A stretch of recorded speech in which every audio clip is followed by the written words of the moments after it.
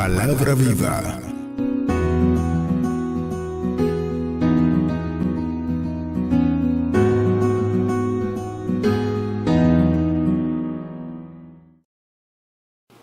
Vamos a la palabra de Dios en el libro de Filipenses capítulo 2:11, solamente un texto.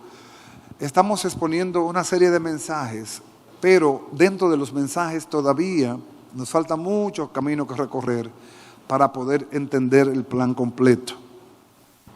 Ora al Señor que nos dé espíritu de sabiduría y revelación, como nos decía el pastor Francis el lunes en la oración. Que el Señor nos dé espíritu de sabiduría y revelación en el conocimiento de su palabra, del diseño de Dios, que podamos entenderlo. Porque hay cosas que son misterios que no se entienden en la razón, que se revelan por el Espíritu. Por eso el hombre espiritual entiende muchas cosas que el hombre natural no entiende. Cuando se habla de hombre natural, es el hombre incrédulo o el hombre que todavía no ha sido redimido o salvo, no entiende. El Señor mismo se provee por el Espíritu Santo para que podamos entenderlo. Qué bueno es Dios, amén. Él mismo se provee el Espíritu Santo para que lo podamos entender, porque sin el Espíritu Santo no lo vamos a entender. El legalismo como malformación doctrinal nace de querer imponerle a la gente un criterio bíblico en la carne. Entonces, de ahí viene el legalismo, donde se le quiere imponer a la gente un criterio bíblico, pero en la carne. La Biblia no se impone, la Biblia se revela. Se lo voy a repetir, yo sé que estoy en los medios, la Biblia no se impone, la Biblia se revela y la revela el Espíritu Santo. Y hasta que Dios no hace esa obra en nosotros, por más que tú brinques y patalees, no vas a lograr mucho. Por eso es mejor siempre pedir al Espíritu Santo que revela tu Espíritu Santo. Y Él va a revelar. Amén. ¿Está conmigo?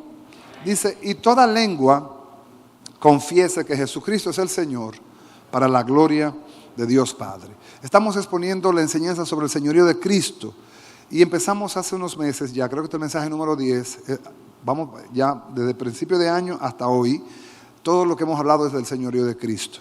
Y empezamos a hablar de qué significa esta palabra en el original griego. La Biblia fue escrita el antiguo pacto fue escrito en hebreo y en parte arameo, pero también el nuevo pacto fue escrito en griego.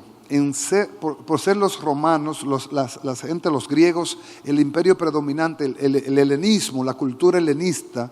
Acuérdense que los griegos siempre predominaban mucho por ser cultos. Grecia, donde le dicen la cuna de la ciencia, la filosofía, todas esas cosas. El Nuevo Testamento se escribió en su gran mayoría, por no decir todo, en griego. Entonces, en griego hay palabras que tienen connotaciones que hay que saberla interpretar en castellano. Por ejemplo, aquí la palabra Señor es la palabra kurios o kyrios también. Cualquiera de las dos, kyrios con Y, con Y, K-Y-I, griega, R-I-O-S, kyrios, que significa amo absoluto o dueño absoluto. Y esa es una palabra que todavía a nosotros nos cuesta entenderla, vivirla, aplicarla. En la vida de la fe hay tres cosas que un creyente debe por lo menos manejar o entender. Hablamos de la elección. ¿Recuerda que hablamos de la elección? 3 puntos: elección, redención y santificación. Todo creyente debe entender eso. ¿Por qué debe entender la elección? Porque la elección es un acto soberano de Dios. No fue que yo busqué a Dios, fue que Dios me buscó a mí. Y desde el mismo Génesis, usted se va y ve cuando Dios escoge a Noé, fue un acto soberano completamente. Dice que Noé halló gracia ante los ojos de Dios. Para la preservación humana, preservó a Noé. Pero después usted se va al capítulo 11 y 12 y encuentra que Dios escoge a Abraham. Y con Abraham Dios le promete la descendencia de la nación hebrea a su siervo Abraham. Pero después Dios le dice a Abraham que ese pueblo iba a ser llevado en cautiverio a Egipto. Pero que él le levantaría también, le libertaría, le levantaría un libertador que lo sacaría con brazo fuerte y poderoso desde Egipto. Y Dios escoge a Moisés. Entonces, ve cómo Dios va escogiendo personas soberanamente. Dios no consultó a nadie. Simplemente tomó una decisión. Y así lo ha hecho Dios con nosotros, porque si usted dice que está aquí, o si usted está quizás viendo o escuchando, no cree que es casual. En Dios no existe la casualidad, en Dios siempre existe el propósito. Entonces, en su soberanía nos escogió, diga nos escogió. O sea, la escogencia es un acto soberano, que Dios mismo lo hace en su plena potestad, revelándolo vía predicadores, revelándolo vía sueños, revelándolo vía canciones, revelándolo de múltiples maneras. Los predicadores tenemos que predicar e insistir en la predicación porque yo no sé quiénes son los escogidos, pero Dios sí lo sabe.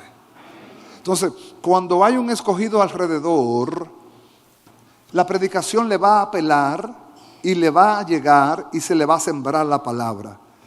Y aunque no se convierta en el momento, porque no es obra de hombre la conversión tampoco, es obra del Espíritu Santo, la palabra se sembró. Y Dios a esa persona que ya le sembró la palabra, lo va a seguir, lo va a seguir, lo va a seguir, lo va a seguir. ¿Por qué? Porque ya Dios hizo una inversión en esa persona. Ya Dios invirtió su palabra. Y la palabra de Dios no volverá a Dios vacía, sino que dará fruto para quienes Él la envió. Entonces, en la escogencia, como es soberana, yo no sé quién, tampoco es nosotros, pero Dios sí sabe quién. ¿O quiénes? Por eso predicamos. Después de la escogencia viene la revelación de la redención.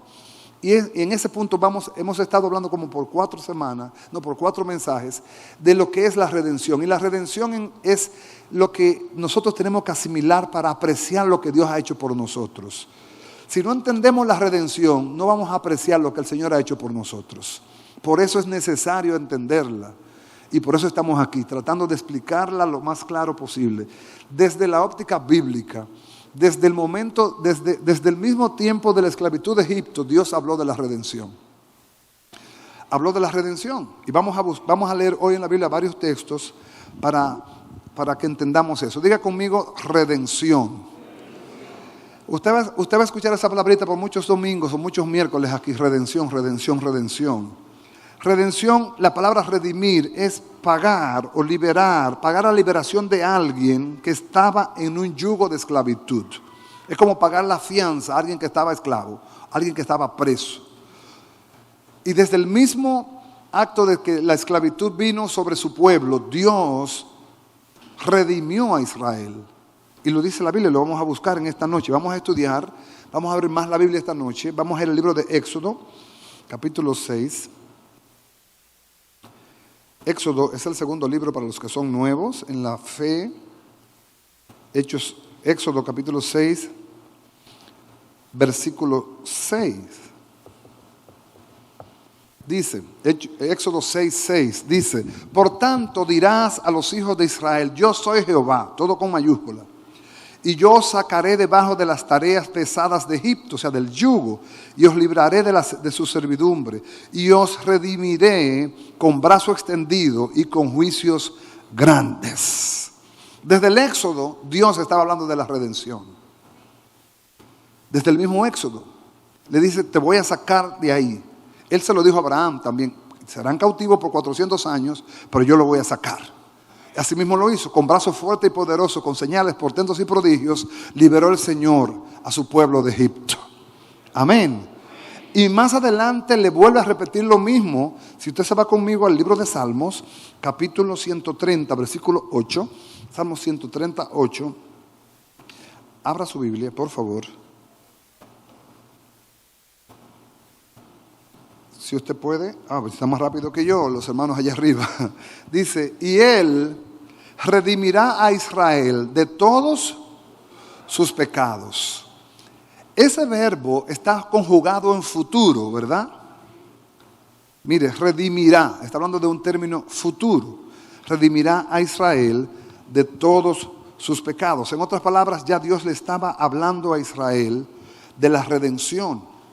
Pero ¿qué pasó con Israel y el Mesías prometido? Aquí que viene el conflicto con los judíos y Jesús. Israel fue llevado cautivo, tuvo 13 cautiverios mayores. Algunos dicen que fueron más, porque fueron cautivados varias veces por los mismos imperios. Pero el yugo que ellos vivieron no fue un yugo como Jesús quiso explicarle, ellos no entendieron. El yugo era un yugo político, era un yugo económico y también en el nuevo pacto vamos a ver que había un yugo religioso también sobre los creyentes, de los cuales Cristo también nos redime. Pero como los enemigos de los judíos eran enemigos visibles, palpables, ellos no entendieron el mensaje de Jesús. Todavía dice la Biblia que le queda el velo de Moisés, porque ellos no entendieron cuando Jesús les habló de que Él era su redentor. Ellos no entendieron porque ellos no estaban bajo un yugo opresor, y sí estaban, simplemente porque había un contubernio entre la religiosidad farisea, el Sanedrín fariseo y el imperio. Fíjese que Herodes y Pilato eran enemigos, y a la hora de entregar a Jesús se hicieron amigos. Había una alianza entre la religiosidad farisaica y el imperio que gobernaba, el imperio romano, de tal manera que ellos no se consideraban esclavos. Sin embargo, lo eran, estaban bajo un yugo. Por eso en el libro de Juan, capítulo 8, abra su Biblia. En el libro de Juan, capítulo 8, versículo 33 al 36, rapidito. Juan 8, 33 al 36, si me lo dan allá arriba, porque yo no lo puse aquí, o si quieren yo lo busco, no hay problema. Dice Juan 8, 33 al 36, dice: les respondieron, linaje de Abraham somos, y jamás hemos sido esclavos de nadie. Eso es una mentira. Porque los judíos sabían cuántas veces yo me he sido esclavo. Fueron esclavos de los sirios, de los egipcios, de los romanos, de los babilonios, de los sirios. Fueron esclavos muchísimas veces. Lo que pasa es que Jesús le está hablando a una jerarquía religiosa en este contexto, y ellos, como tenían cierto contubernio con el imperio, decían que ellos no eran esclavos, pero mentira, sí eran esclavos. Si seguimos leyendo, no me lo quiten por favor, dice, Jesús dice en el 34, Jesús les respondió, de cierto os digo que todo aquel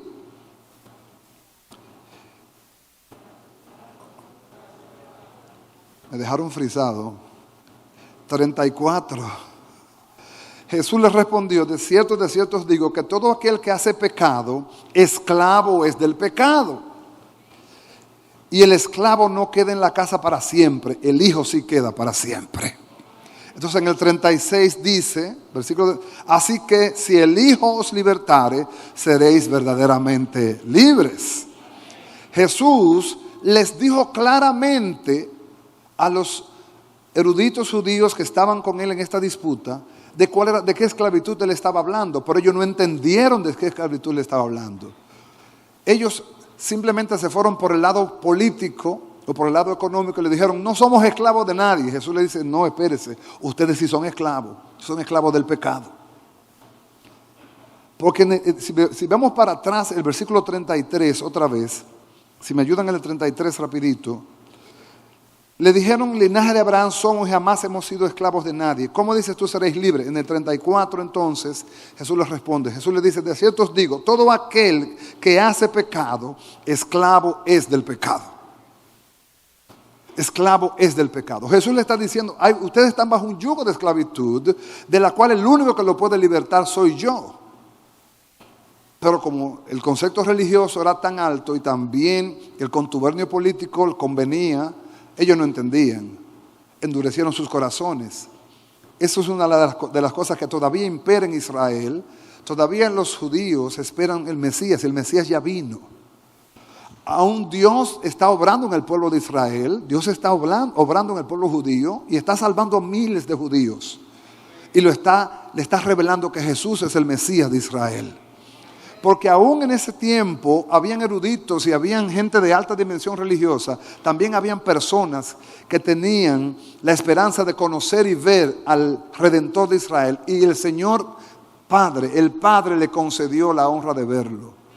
O sea que no todos estaban ciegos. Habían hombres y mujeres que estaban velando y orando, esperando ver la redención de Israel. Y bíblicamente se puede demostrar que había hombres y mujeres que pudieron creer en el Mesías y pudieron ver al Mesías, que no estaban en contubernio con la alta cúpula religiosa, que estaban en contubernio con el imperio, y esos no se consideraban esclavos porque estaban en la papa, estaban en las altas esferas. Pero habían otros que estaban por ahí guardados, que sí estaban convencidos de que el Señor los iba a redimir de sus pecados. Y sí estaban convencidos de que el Señor iba a mandar un redentor. Y bíblicamente vamos a mirarlo, que sí pudieron ver al Mesías de Israel. Y pudieron disfrutar ese día glorioso. En el libro de Lucas, capítulo 2. Lucas capítulo 2, vamos a leer unos 13 versículos un poco largo. Voy a abrir mi Biblia, así voy con Lucas capítulo 2, del 25 al 38. Abra su Biblia.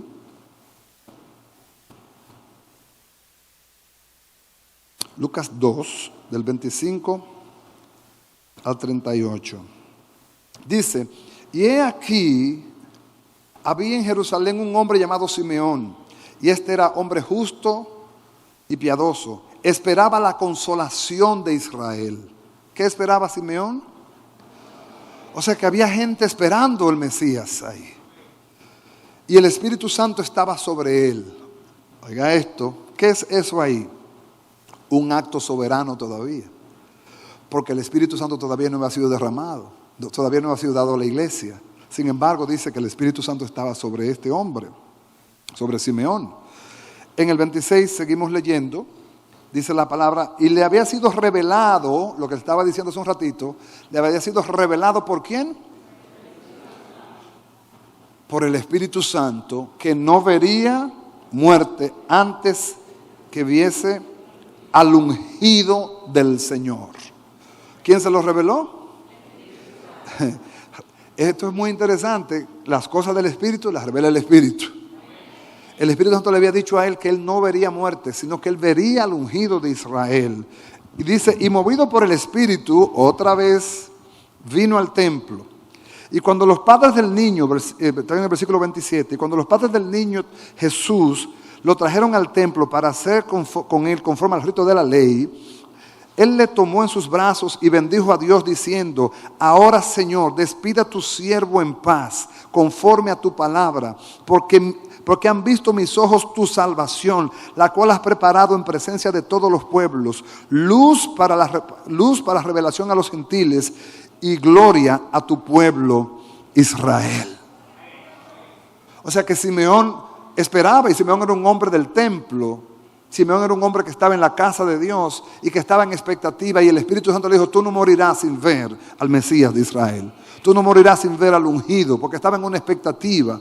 El Espíritu Santo le habló y le mostró quién era. Y cuando Jesús entró, tan pronto pisó el templo Jesús con José y María, el Espíritu mismo le confirmó, ha entrado el Mesías aquí a la casa hoy y tú lo estás viendo. Él es la salvación de Israel. Aleluya.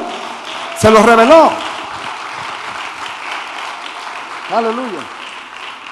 En el 33 dice, y José y su madre estaban maravillados de todo lo que se decía de él. Y los bendijo Simeón. Y dijo a su madre María, he aquí este está puesto para caída y para levantamiento de muchos en Israel. Y para señal de que será contradicha, y una espada traspasará tu misma alma, para que sean revelados los pensamientos de muchos corazones. Estaba también allí, ¿quién?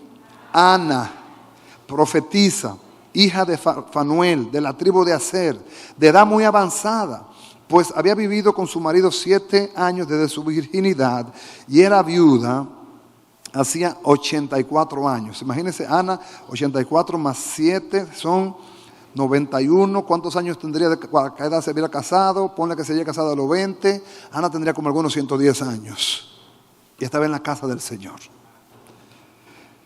Dice, y no se apartaba del templo, sirviendo de noche y de día con ayunos y oraciones. Me paro un poquito ahí, abro un paréntesis, para que los intercesores oigan esto. Oigan esto, los que ayunamos, los que oramos. Tal vez ustedes se creen que eso no es un servicio. Eso es un noble servicio a Dios y muy alto servicio también. Es una gran honra estar en la brecha para que el propósito de Dios se cumpla. Por eso no descalifique a una gente que está en el secreto, Que usted no lo ve moviéndose mucho en el templo, que usted no lo ve haciendo muchas cosas, pero está moviendo el brazo de Dios con clamores, con gemidos y con ayunos para que el propósito de Dios se cumpla. Ana, quizás no por su edad, no hacía muchas cosas. Posiblemente tenía 100 y pico de años. Quizás Ana no era de las que estaba haciendo cosas en el templo, oficios en el templo, pero estaba haciendo dos cosas que la iglesia de hoy necesita volver a hacer. La iglesia tiene que volver a ayunar y a orar. La iglesia tiene que volver a esos fundamentos, amados. Nosotros tenemos que volver a los ayunos congregacionales, donde nosotros podamos decir todo el mundo ayunando, como en los días de Jonás.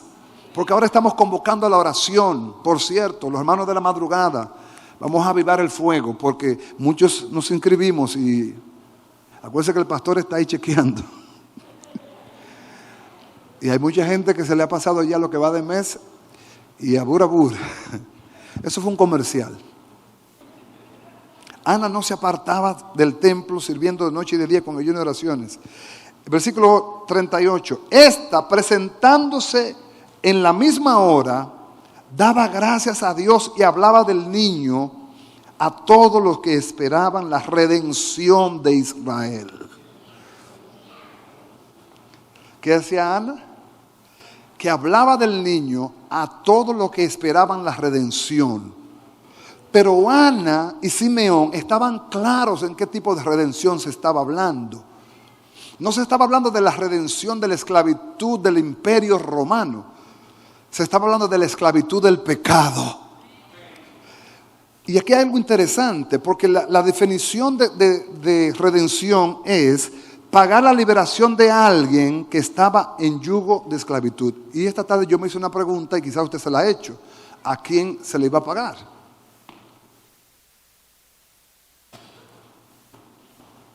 ¿A quién? A Dios. Por eso mismo que la redención tiene que entonces ser expuesta en la revelación de quién es Jesús. Amados, Jesús es el pago por tu redención. Jesús es quien se entrega a sí mismo por tu redención y mi redención. Por eso la figura y la persona de Jesús es el nombre, sobre todo nombre que se nombra en los cielos y en la tierra.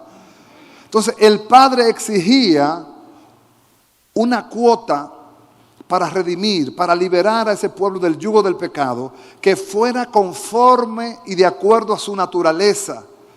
Dios santo, perfecto y justo. ¿Y qué hombre podría pagarle a Dios la cuenta? Tenía que ser uno igual que Él. Por eso el Verbo se hizo carne y habitó entre nosotros. Y vimos su gloria, lleno de gracia y de verdad. Por eso Él tomó forma de hombre y condición de siervo, para venir a la tierra, pisar la tierra. Es el evento más grande de la humanidad. No fue que el hombre fue a la luna. El evento más grande fue que el Hijo de Dios vino a la tierra y pisó la tierra. Y caminó entre nosotros hasta el cumplimiento de los tiempos. Se dio a conocer como quien Él era, como el Mesías de Israel, como el enviado de Israel, como el Redentor de Israel. Pero no solamente de Israel, sino de todos los que en Él creen. Porque tú y yo no somos judíos de nacimiento, pero hemos creído en el Dios de Israel, hemos creído en el Mesías de Israel y hemos creído que Él también abrirá los ojos a Israel también. Por eso la redención necesita ser entendida para poder valorar la salvación. Cuando una persona no entiende la redención, no se ocupa de su salvación. Y yo no los juzgo, no los condeno, ni tampoco los censuro. Es que el que no entiende, no entiende. ¿Me debe entender? O sea, si usted no sabe lo que usted costó, usted difícilmente se ocupa en cuidar eso que es de gran precio. Por eso la revelación de Jesús en todas las parábolas que se usa, que él usa en varias de las parábolas, cuando habla, por ejemplo, de la perla de gran precio. El que encuentra esa perla de gran precio vende todo lo que tiene y se queda con esa perla, porque Jesús es la perla de gran precio. Cuando entendemos lo que somos y lo que costó nuestra redención, o sea, nuestra liberación de la esclavitud del yugo del pecado, entonces valoramos el sacrificio expiatorio de Cristo más todavía. ¿Por qué? Porque nadie podía quitarnos ese yugo de encima a menos que fuera un santo. Por eso el santo se hizo carne para pagar por los viles pecadores. Se hizo pecado para pagar por tus pecados y los míos. Y Él fue a la cruz voluntariamente por amor al Padre y por amor a ti. Y los que en Él confían, los que en Él creemos, hemos alcanzado perdón de pecados por su sangre. Tenemos que entender, nosotros no somos un pueblo religioso que va a una iglesia simplemente a llenar un espacio porque no tengo nada que hacer. Somos un pueblo entendido y agradecido de lo que costó mi salvación. Yo no vengo a la iglesia porque me lo imponen. Yo no vengo a la iglesia porque me lo exigen. Yo vengo a la iglesia porque mi Dios es digno de que yo le adore, de que yo le sirva. Es digno de que yo me reúna con mis hermanos y le levante el culto a Él. Fui redimido, fui rescatado. Por eso vengo, y vengo de lejos, y vengo del trabajo, y vengo cansado, porque su sacrificio al mío es del cielo a la tierra. El sacrificio de Jesús y tu sacrificio comparativamente es un océano de sacrificio con un grano de arena. El sacrificio de Jesús es un océano, y el tuyo y el mío, un grano de arena. Por eso cuando entendemos lo que somos, a qué precio fuimos comprados, amados, los peros se van quitando del camino. Los peros se van como desapareciendo de nuestro lenguaje. Si es para Dios, si es para la obra de Dios, si es algo que tiene que ver con Dios, los peros como que se van esfumando. Porque Jesús no puso pero para ir a la cruz del Calvario por nosotros. Jesús no puso pero para pagar el precio de tu redención. Jesús no puso pero para entregarse voluntariamente.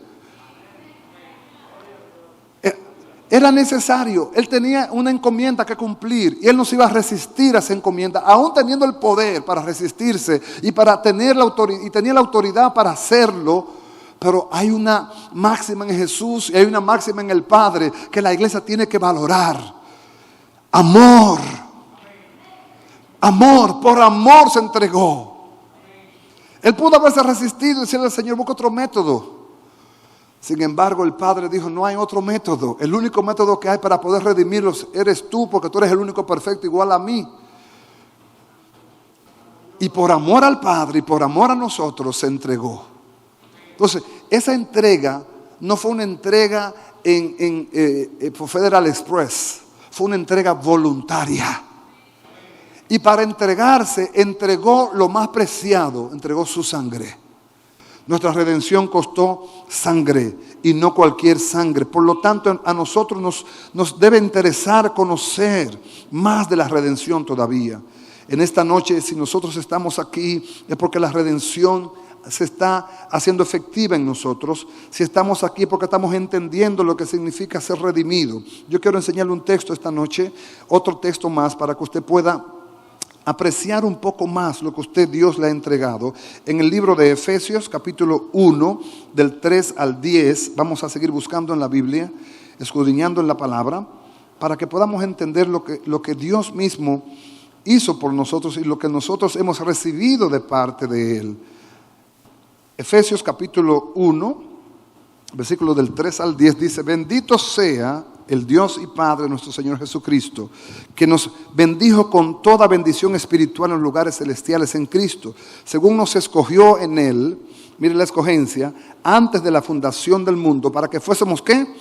Santos y sin mancha delante de Él, en amor, habiéndonos predestinado para ser adoptados hijos suyos por medio de Jesucristo, según el puro afecto de su voluntad, para alabanza de la gloria de su gracia, con la cual nos hizo aceptos en el amado, en quien tenemos redención por su sangre, el perdón de pecados, según las riquezas de su gracia, que hizo sobreabundar para con nosotros en toda sabiduría e inteligencia, dándonos a conocer el misterio de su voluntad, según el beneplácito, el cual se había propuesto en sí mismo, de reunir todas las cosas en Cristo, en la dispersación del cumplimiento de los tiempos, así las que están en los cielos como las que están en la tierra.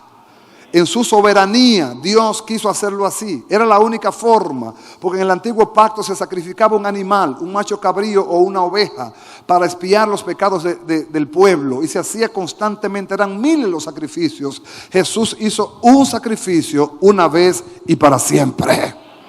Y hecho su sacrificio, cuando lo concluye en la cruz, dice, consumado es. Consumado es. He pagado el precio, he entregado la ofrenda que el Padre pedía y lo he hecho por toda la humanidad, para que todo aquel que en Él cree no se pierda, mas tenga vida eterna. Jesús hizo la obra salvífica en la cruz. Él fue a la cruz. Él tomó tus pecados y los míos y fue a la cruz cargándolos, presentando su vida como garantía de su santidad para decirle al Padre: yo cargo los pecados de ellos, yo pago por ellos. Como ellos no pueden, yo pago por ellos. Y se hizo garante de la humanidad delante del Padre, pero garante de los que en Él creen. Porque tenemos que aclararlo. No es garante de todos, sino de los que en Él creen, de los que en Él confían, obviamente. Entonces, en este pacto, la redención para nosotros tiene un valor interesante, más todavía. ¿Por qué? Porque en este pacto, como no tenemos ningún yugo de opresión política, o quizás opresión económica, o opresión social, no vemos el yugo. Pero amados, también a la iglesia le han venido otros tipos de yugo, que no son políticos, que no son económicos. Hay yugos doctrinales, hay yugos religiosos que se han impuesto en las congregaciones. Hay prácticas y mezclas que se han hecho que lamentablemente el Señor no los mandó, ni los aprobó, ni los aprueba. Por lo tanto, también a la iglesia de Jesucristo hay que decirle que la redención fue hecha para que tú seas libre de todo yugo. De todo yugo. Cuando el pastor abrió el culto hoy, yo me reí, porque así es que Dios opera. Nosotros no nos comunicamos ni sabemos nadie. Aquí nadie sabe quién va a predicar y de qué se va a predicar. Él abrió el texto de Mateo 11:28. Venid a mí los que estáis cargados y agobiados y yo os haré descansar. Y Jesús dice: vengan a mí, lleven porque mi yugo es fácil y ligera es mi carga. Jesús habló de que su yugo era fácil y ligera es su carga. Primero, Él no te va a poner carga que Él mismo no te ayuda a llevar. Si lo comparo en lo natural, es como que yo te venda un carro y yo te ayude a pagar el mismo carro. O sea, en otras palabras, si tú tienes una carga que llevar, una obra que hacer, algo que demanda, el mismo Dios que puso la demanda también pone la ayuda a tu favor. No es que Él nos va a dejar solo o nos va a mandar solo. Él es el único comandante en jefe que va con su ejército a la batalla. Y siempre está con su ejército también. Él no se queda en el palacio, Él va con su ejército a la batalla. Si tú estás cargado y agobiado, Él está dispuesto a sobrellevar tus cargas también. No la cargues tú solo. Para eso está el trono de la gracia, para aprender a descansar en Dios, para ir a orar, para echar las ansiedades y los temores, porque somos seres humanos que nos cargamos a veces demasiado con ciertas cosas, sea de salud, sea de economía, sea de matrimonio, sean los hijos. Tenemos carga, pero tenemos un trono donde podemos ir y soltar la carga y Él la toma y Él nos ayuda. En el libro de Gálatas, capítulo 5, si usted abre su Biblia, le dije que íbamos a leer un poquito más la Biblia esta noche. Pablo, en el versículo 1 y 2, hace un énfasis a esta iglesia y le dice: está pues firmes en la libertad con que Cristo nos hizo libres, y no estéis otra vez sujetos al yugo de esclavitud. Dice el 2. He aquí yo os digo que si os circuncidáis, de nada os aprovecha Cristo. ¿Por qué Pablo estaba hablándole así a los Gálatas? Esta iglesia empezó bien, iba bien, pero empezó a hacer mezclas. Y Dios abomina las mezclas. Desde el libro de Levítico usted ve que el Señor prohíbe que tú pongas un asno con una asna con un caballo. Prohíbe las mezclas. Entonces, en este contexto, los Gálatas habían empezado a meter rituales judaizantes, prácticas judaizantes, que ya como pacto habían quedado abolidas para este pueblo que estaba bajo la gracia. Los ritos de la ley ya no tenían ningún valor para los que estamos en la gracia. Sin embargo, se habían mezclado y ahora todavía queda ese yugo en muchos lugares. Mezclas que han traído prácticas tradicionales, que han traído el cristianismo. Y es como un tipo de sincretismo. Si usted conoce esa palabra, es como una mezcla, una fusión de varias doctrinas y muchas de ellas no son de la gracia.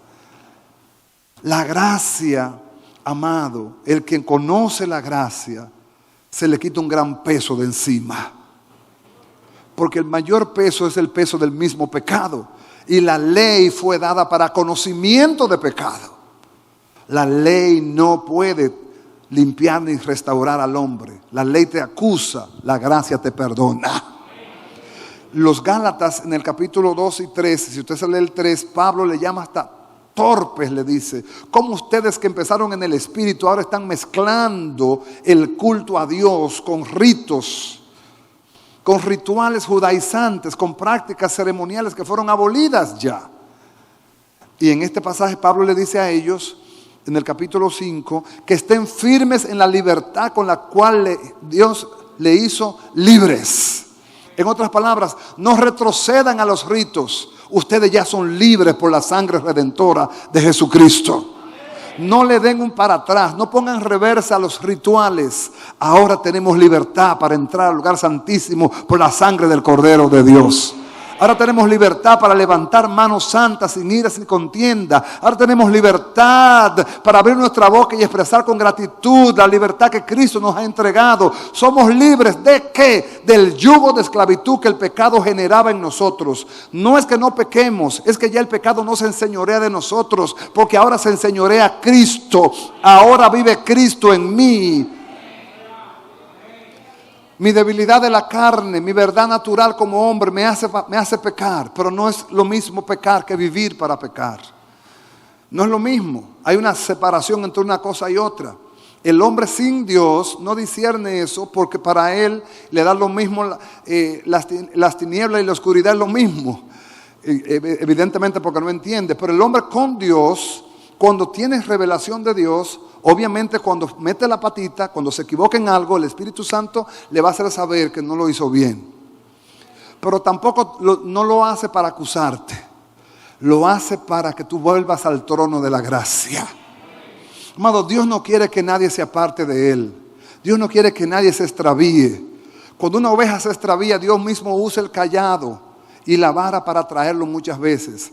El cayado para traerlo, pero a veces usa la vara también. Y lo atrae otra vez y lo endereza y lo pone en el redil. Dios no quiere que nadie se aleje. Nosotros, por nuestra naturaleza adánica, somos seducidos.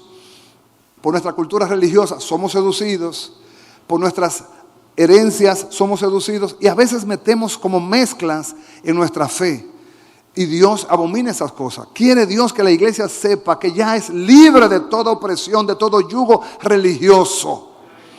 Si usted algún día se lee el libro La vida en el Espíritu del pastor Fernández, usted va a escuchar una expresión que a mí me puso como a pensar. Cuando él dijo una expresión que él puso en el libro muy fuerte, tan fuerte que yo dije, Dios mío, ¿cómo? Y él dijo esta expresión, él dijo, el mejor invento del diablo es la religión.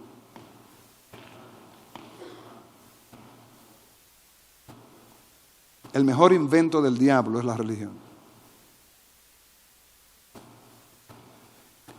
Ser cristiano no es ser un religioso. Ser cristiano es caminar tras los pasos de Jesús. El hombre le ha puesto un sinnúmero de cosas, de reglas, de ritos, de dogmas, de estructuras, de formas. Entonces han empezado las mezclas. El cristianismo puro, la iglesia bíblica, adoraba libremente al Señor. La iglesia bíblica no tenía ni horario. Yo estoy diciendo esto y algunos me quisieran apedrearme. Pablo predicaba noches enteras a la iglesia. No había horario. La iglesia se reunía a adorar libremente y tenía libertad para entrar en la revelación del río de Dios.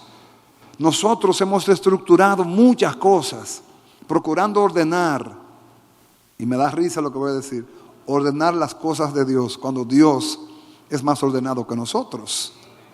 Y yo no estoy en contra del orden, lo que estoy hablando es en contra de la estructura. ¿Por qué le hablo de la estructura? Porque, por ejemplo, tocamos un tema a varios pastores sobre la oración de los lunes. Nosotros oramos los lunes de 8 a 9. Amados, pusimos de 8 a 9 Pero si el Espíritu Santo está fluyendo en una intercesión gloriosa, ¿tengo yo que desconectarme a las 9? No, porque yo no estoy en una estructura. Pusimos un horario para darle a la iglesia una agenda de hacer sus programas de trabajo, de quehaceres. Pero si el Espíritu está fluyendo, hermano, yo no me voy a desconectar a las 9. Porque yo entiendo que aquí hay algo que está fluyendo y yo no lo puedo frenar. ¿Entendemos eso? Pablo le dice que estemos firmes en la libertad con la cual Cristo nos hizo libres. Y ahí Pablo le está hablando a una iglesia que ya conocía la gracia, que ya conocía a Jesús, que ya sabía lo que era el perdón de sus pecados, pero había caído ahora en otro yugo. En el yugo de la religiosidad. Amado, hay un yugo de religiosidad. Y hay un yugo que se lo han puesto los hombres a las congregaciones. Yugos dogmáticos, yugos estructurales, yugos que no son nada bíblicos ni son nada espirituales. Son muchas veces caprichos humanos, percepciones humanas. Tonterías, por decir una palabra para que usted lo entienda. En una ocasión hablaba con una persona, me reservo obviamente el nombre, y él decía que él no iba a un cine porque la silla de los cines es la silla que dice en el libro de Salmo, la silla de escarnecedores.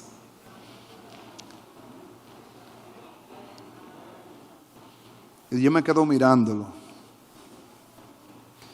Y le digo, ajá. Sí, porque la gente va a los cines. ¿Usted sabe a qué? Hacer diablura que la gente va a los cines. Ok. Tú nada más concibes diablura, todo lo que pueda hacer de pecaminosidad sexual, ¿verdad? Entonces, tú no vas a una playa. Porque ahí en el mar se entran mansos y cimarrones también. Puede ser que en una playa que tú te estás bañando al lado tuyo, hay una persona con una apariencia que tú crees que es una cosa y cuando sale otra. ¿Y qué tú vas a hacer? Tú no viajas en avión porque tú no sabes si el que estaba sentado en el vuelo anterior ahí era una persona. ¿De qué ustedes se ríen? Pero ustedes pueden interpretar como interprete religioso. No voy al cine, no voy a la playa, no voy a la sillita voladora. ¿Cuántos llegaron a ir a la sillita voladora cuando chiquito? No voy a la sillita voladora. No voy a tal cosa, no esto, no lo otro, no aquí, no allá. Y ese yugo religioso viene en opresión, oprimiendo, hasta que crean un estado de súbditos de esclavitud. Muchos, a veces por temor, engañados por la ignorancia de la palabra, porque no saben, no conocen la palabra, caen en esa práctica y se vuelven súbditos. Amados, Cristo nos libertó, todos somos hijos de Dios. Y ninguno de nosotros tiene derecho a oprimir a sus hermanos. Ninguno de los ministros tenemos derecho a imponerle a los hermanos. Nada que se haga por imposición para Dios funciona. Se lo voy a repetir. Nada que se haga por imposición para Dios funciona. Todo lo que se hace para Dios tiene que ser por amor y revelado. Si Dios no te lo ha revelado a ti, me lo reveló a mí, pues yo asumo mi responsabilidad porque yo tengo la revelación. ¿Aló? Pero no le puedo exigir al hermano que tengan una revelación que Dios no se la ha dado todavía. Hay cosas que uno ve que otros no ven. Entonces el que ve que actúe en consecuencia. Y que guía al ciego que no ve mientras tanto Dios le abre los ojos. Pero no hagamos imposiciones porque las imposiciones crean esclavitud religiosa también. Y Dios nos sacó de ahí a nosotros. Dios nos sacó de las estructuras, de los dogmas. Dios nos sacó de seguir personajes. Ya no seguimos personajes, seguimos al Rey de Reyes y Señor de Señores.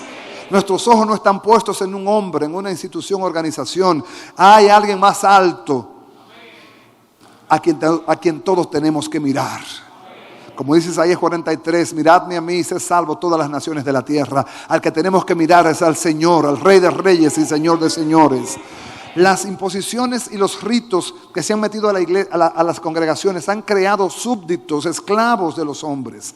Hoy día hay corrientes tan peligrosas dentro del cuerpo de Cristo que la iglesia tiene que revisarla a la luz de las Escrituras, a la luz de la gracia. Un ejemplo, en la Biblia Pablo habla de colaboradores. En el Antiguo Pacto se habla de escuderos, pero los escuderos, ¿quién era que lo usaban? Específicamente, ¿quién eran los que usaban escuderos? Eran los reyes. Eran los reyes. Los colaboradores ministeriales, por ejemplo, como fue Eliseo para Elías, que fue un colaborador fiel y hizo la labor de un escudero en el Antiguo Pacto, completamente, vamos a decirlo así, la hizo. Pero ahora lo enseñan como una doctrina y eso no es eso no es neotestamentario, eso no existe en el Nuevo Pacto. Hasta lo imponen y lo señalan. Y eso es parte del desconocimiento que hay de la gracia y de la redención. Si yo tengo que imponerle a una gente una función para que la haga en la iglesia, y si no la hace la desconsidero, entonces yo lo que menos soy es pastor. Soy un dictador. Suena fuerte. Parece piedra, pero es maná.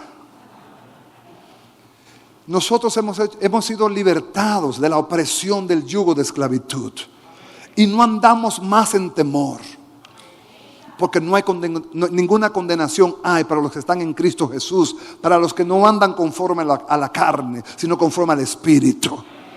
Por eso nosotros tenemos que celebrar la redención con respeto a la sangre que nos lavó. No fue agua. No fue un detergente cualquiera, no, fue la sangre de Jesús la que se derramó en la cruz para perdonar tus pecados. Por eso el autor de Hebreos dice, ocúpate de tu salvación con temor y temblor. No es que tú vayas a lograr hacer más por tu salvación porque ya Cristo te salvó, pero ahora ocúpate de tu santificación. Ocúpate de dejar de lado todo lo que no es conforme según y de acuerdo a Dios. Ocúpate en atender y en entender lo que Dios espera de ti. ¿Qué Dios espera de ti? Que tú vivas una vida santa, agradable a Él. La expectativa de Dios en nosotros no van a bajar los estándares. Dios no va a bajar sus estándares para complacernos a nosotros. Dios va a exigir que nuestros estándares sean conformes según y de acuerdo al Espíritu que está en nosotros. Y ese Espíritu se llama Santo. ¿Cómo se llama el Espíritu que está en nosotros? Espíritu. En el libro de Romanos capítulo 8, abra su Biblia, si puede conmigo por favor. Pablo hace una apología a lo que es vivir en el Espíritu. La redención tiene que ser revelada y como Dios está revelando la redención en esta casa, Dios mismo nos está haciendo comprometedores, nos está comprometiendo con su causa porque estamos entendiendo la redención. Mientras usted no entiende la redención, usted va a andar como un chivo sin ley o como una oveja que no tiene pastor. Pero cuando usted entiende la redención, mis hermanos, usted no anda como un cualquiera ya. Usted anda como una persona que se quiere alinear porque usted sabe lo que usted le costó al Padre. Y la inversión que hay sobre usted es muy alta. Y el Dios del cielo la cela. Romanos capítulo 8. En el versículo 12 al versículo 15, 16, dice, así que hermanos, deudores somos no a la carne, para que vivamos conforme a la carne.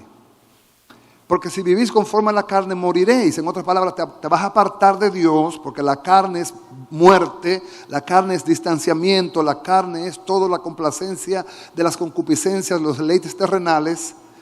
Mas si por el Espíritu hacéis morir las obras de la carne, viviréis. Porque todos los que son guiados por el Espíritu de Dios, estos son ¿qué? Hijos de Dios. Pues no habéis recibido el espíritu de esclavitud. Oiga, hay un espíritu de esclavitud para estar otra vez en temor. Sino que habéis recibido el espíritu de adopción, por el cual clamamos, Abba Padre. Entonces dice el 16, el Espíritu mismo da testimonio a nuestro espíritu de que somos ¿qué? Hijos de Dios. Y si hijos también somos herederos juntamente con Cristo. En consecuencia, ya yo no soy el que andaba en desconocimiento. Ahora yo sé lo que yo le costé a mi padre. Ahora yo entiendo por qué los pastores nos desgastamos tratando de ir detrás de las ovejas, tratando de alinearlas, tratando de que se enfoquen. ¿Por qué? Porque la inversión sobre ti es muy alta. Y es tan alta que hay que cuidarla. Y es tan alta que hay que ocuparse de ella. En cierta ocasión estuve en la casa de un hermano que es un ex pelotero de las grandes ligas, aunque los peloteros nunca dejan de ser peloteros, siempre serán peloteros. Mientras vivan, y aunque les salga barriga después de viejo, no importa, serán peloteros. Y estuve en su casa y compartimos un tiempo muy hermoso, y por la mañana nos levantamos, nos desayunamos y nos fuimos a un lugar, él solo y yo mirándolo, él mismo entrenando, él mismo preparándose, él mismo haciendo, ¿cómo se llama? Cuclilla, ¿cómo se llama? Sprints, ¿no es así que se llama? Springer, ¿verdad? Y yo lo veo a él haciendo solo los ejercicios, corriendo de aquí para allá, corriendo de allá para acá, y brincando y haciendo cosas. Y yo sentado mirando, le digo, no, y que cuando ya yo llegue al play, yo llego caliente. O sea, ya yo llego listo prácticamente para unirme a mi equipo. Hermanos, ¿qué hace una persona cuando madura en la fe? No espera llegar a la iglesia para orar, ora. No espera llegar a la iglesia para alabar, alaba donde quiera. No espera llegar a la iglesia para leer la Biblia, la lee siempre. Entonces, cuando se une con sus hermanos, ya los hermanos que hemos hecho lo mismo, usted se imagina que este grupo de alabanza se haya preparado en oración y en ayuno, y que usted venga en oración y en ayuno, y que yo venga en oración y en ayuno, y todos aquí juntemos esa unción, juntemos ese fuego delante de la presencia del Señor. ¡Puf! La gloria de Dios descenderá y se moverá. Pero hay una previa preparación, debe haber una ocupación en las cosas eternas. Debemos ocuparnos, hermanos. Así como este pelotero se ocupaba de entrenar y de prepararse para irse al play ya listo, nosotros tenemos que venir a la iglesia listo, no pensando, el pastor seguro se preparó, la alabanza seguro se preparó, venga usted preparado también. Porque si el Espíritu Santo quisiera decir, la palabra la tiene el hermano Pablo, venga Pablo, usted es el predicador de esta noche.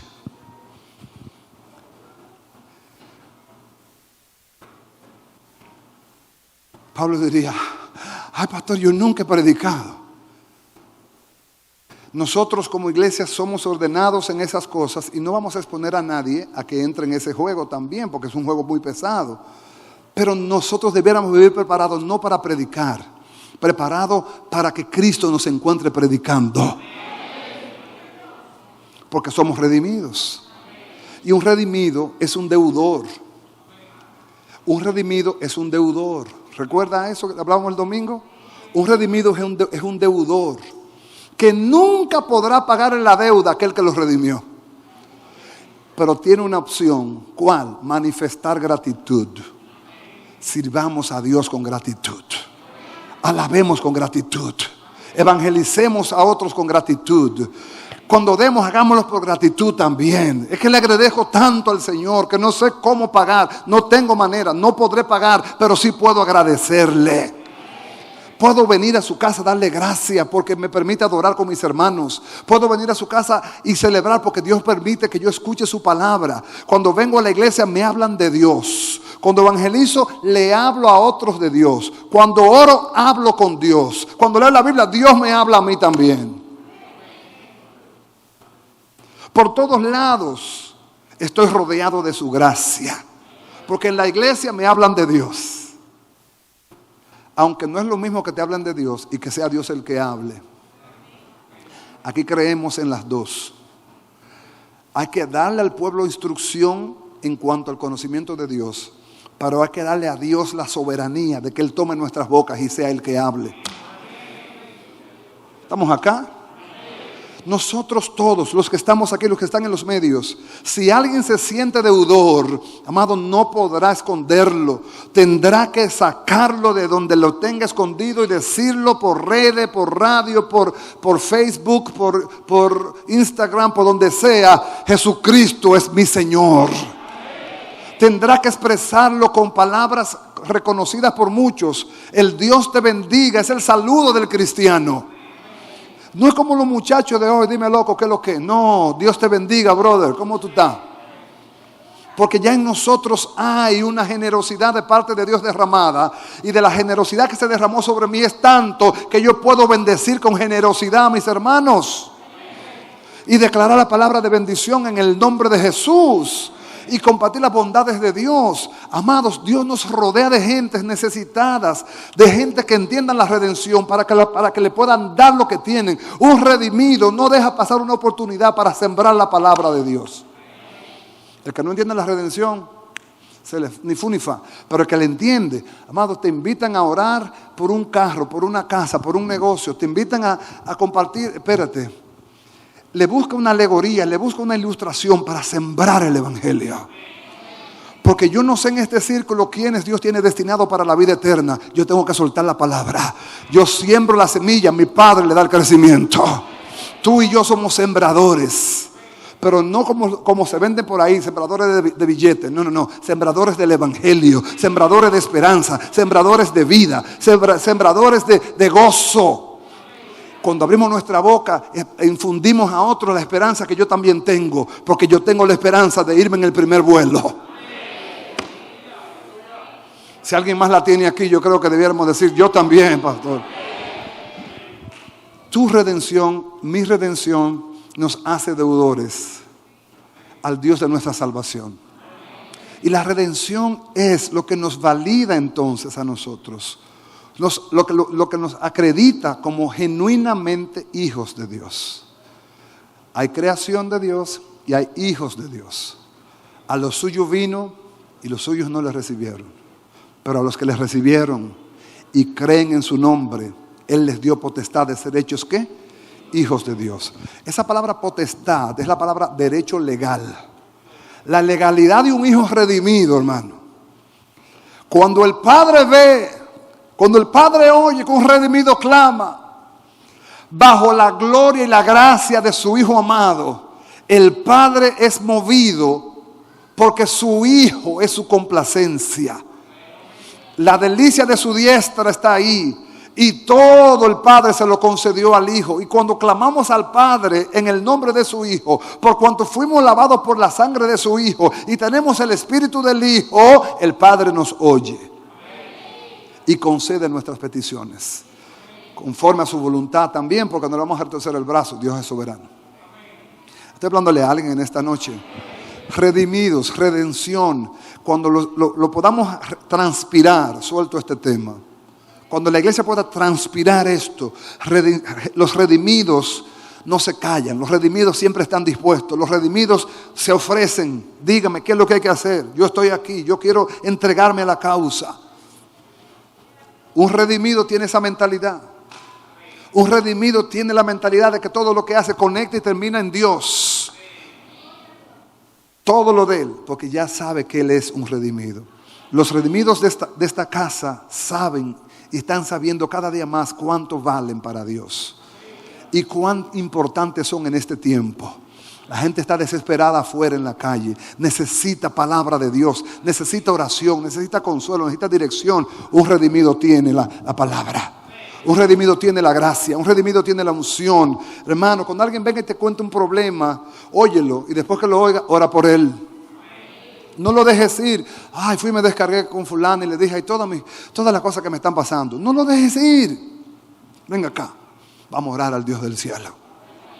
Y después que ore el Dios del cielo, dígale entonces, ahora tú también necesitas que el Dios que yo clamé sea tu Dios también. Y preséntale a Jesús. Dígale que Jesús no es exclusivo suyo, sino que Jesús también quiere ser su Señor y Salvador. Dígale a alguien, Jesús quiere ser tu Señor y Salvador. ¿Entendimos un poquito algo de la redención? Desde el Éxodo hasta el nuevo pacto. El Hijo del Hombre no vino para ser servido, sino para servir y dar su vida por el rescate de muchos. Los hijos del Hijo del Hombre, que somos nosotros, Los coherederos juntamente con Cristo que somos nosotros, tenemos el mismo ADN y tenemos que tener la misma mente también. No hemos venido al ministerio para ser servidos, sino para servir. No hemos venido al reino para ser servidos, sino para servir. No hemos venido al reino a reinar, hemos venido al reino a ser sacerdotes. Porque este reino, mientras estamos en esta dispensación, es un reino de sacerdotes. Reinaremos con Él cuando llegue el tiempo de reinar. Mientras tanto, es el tiempo de servir. Amén, mis amados. Póngase de pie en el nombre de Jesús. Levántese de su asiento. Si usted se siente igual que yo, redimido, dígale a Dios, gracias, Señor, por pagar por mi deuda. Pagar mi deuda, Señor. Pagar la que yo no podía pagar. Si usted es de los que una vez conoció esa verdad y quizás no tuvo la revelación y hoy la está teniendo, amado, valórela. Porque la redención suya y la plenitud de la redención, porque la redención es un proceso tan largo que Jesús dijo en una ocasión, Jesús dijo, cuando ustedes vean la abominación en el lugar santo, ya se está viendo. Cuando ustedes vean señales en la tierra de Mateo 24 que se están viendo, dice, alertaos porque vuestra redención está cerca. Y ya esa redención que Jesús habla ahí, habla del rescate de este cuerpo mortal para ser elevados a un cuerpo de gloria inmortal, a un cuerpo glorificado. Y nosotros estamos cerquitica de que eso pase. Valoremos esta gracia, mis amados. Valoremos lo que hemos recibido, mis amados. Amén. No seamos livianos con el evangelio. Tomemos esto en serio. Usé el ejemplo de este beisbolista porque esa era su carrera. Él tenía que tomarla en serio. Nosotros tenemos una carrera, se llama la carrera de la fe. Tenemos que tomarla en serio también, porque Cristo lo tomó en serio. Tomemos la vida de la fe en serio en el nombre de Jesús. Oramos. Padre, muchas gracias por esta noche. Hemos compartido tu palabra, meditado en ella. Y Dios mío, lo que más rogamos es que tu palabra dé el fruto para la cual tú la enviaste. Señor, que la obra redentora en nosotros sea revelada a la magnitud que tal fue, Señor. Que tan alta fue, Señor. Porque nosotros mismos no tendríamos una palabra que dé el grado para revelar la profundidad del precio pagado en la cruz del Calvario. No tenemos una palabra que pueda, Señor, ser comparable a lo que tú padeciste por nosotros. Señor, en el nombre de Jesús, te rogamos en esta hora que a los que ya conocemos tu bondad y tu misericordia, nos haga, Señor, más deudores.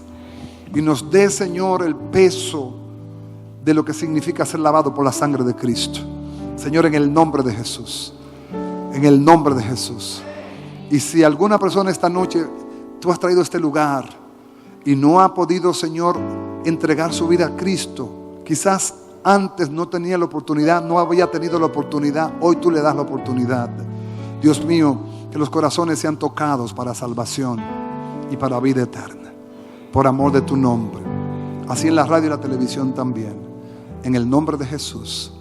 Amén y amén. ¿Usted le tributa un aplauso a Jesús?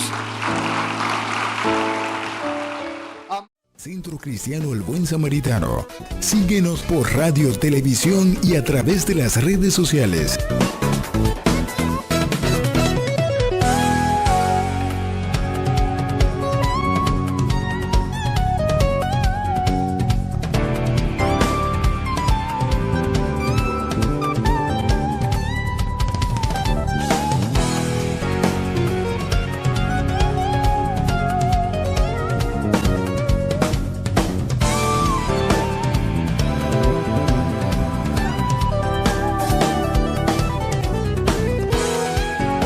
Palabra Viva. Este programa es producido y difundido gracias a la ayuda y ofrenda de hermanos y relacionados al Centro Cristiano El Buen Samaritano. Hasta la próxima entrega con más de Palabra Viva.